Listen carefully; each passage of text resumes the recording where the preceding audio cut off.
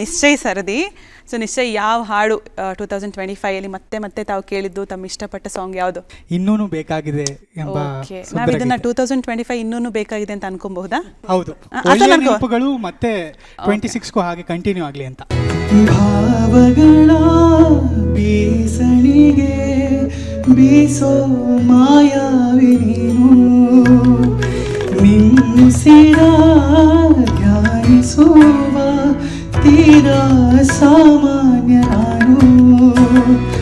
ಆಕಾಶದಲ್ಲಿ ನೀ ದೀಪವಾದೆ, ഇരുಳಾಗಿ ನಾನು ನಿನಗಾಗಿ ಕಾದೆ.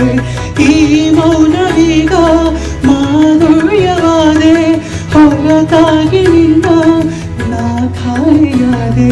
ಸಿಹಿ ಕರೆ ಏನಾದರೂ ಪ್ರತಿ ಕ್ಷಣ ಜೊತೆಯಾಗಿರೋ, ಇನ್ನೂನು ಬೇಕಾಗಿದೆ ಒಲವು, ಇನ್ನೂನು ಬೇಕಾಗಿದೆ,